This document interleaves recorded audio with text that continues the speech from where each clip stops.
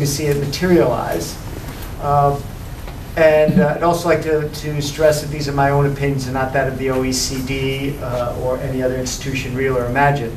I have to say that every time these days. Make sure you don't get into trouble. Which is the OECD. I should also mention this is sort of a kind of, I don't want to steal too much from Peter's presentation, but it's going to talk quite a bit about the sort of Trans-Pacific Partnership, or at least some of it. Okay, so irresistible trends pushing regional cooperation. Okay, I don't think we have a great deal of time, so I don't want to go through behind all of the trends, particularly since this crowd is very familiar with them. But I'd like to recall, first of all, these strong economic forces, and we've already talked about these production networks in the context of Professor Abe's paper. But I think what I'd like to underscore here is that as you're having these new movements, this fragmented trade, et cetera, there's a big demand for reducing the costs associated with integrating these production networks. And to do this really requires a very deep economic cooperation, really deep cooperation measures. And global competition is increasingly demanding this efficiency. And this is something that we're continually documented. And even though it's difficult to read the data, it seems to be clearly going on. Doha, in other words, multilateral cooperation, isn't going to deliver sufficiently on this need that is being articulated by the private sector to reduce these barriers. So even if it's successful this year, and if I were speaking 2 weeks ago, I'd been more optimistic than I am right now, but even if it were successful, it wouldn't nearly go to the degree that this private sector is demanding, and so the agenda needs to be much deeper and larger. Okay, there are also idiosyncratic economic and political reasons at the bilateral and sub-regional levels that are pushing this.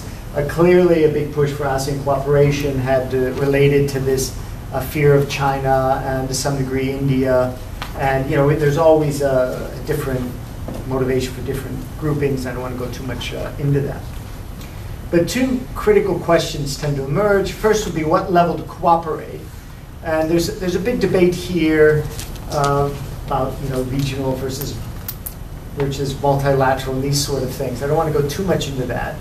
But what I'd like to underscore is that wider arrangements tend to be better arrangements, especially since you're leaving fewer countries outside of them. But the argument would be that bilateral free trade areas actually facilitate the creation of these regional organizations. So think about this idea that was developed by Franklin Rose in the context of optimum currency areas, where he said, look, don't worry if countries are symmetric or not before they join a currency area. Once they join, they will become more symmetric.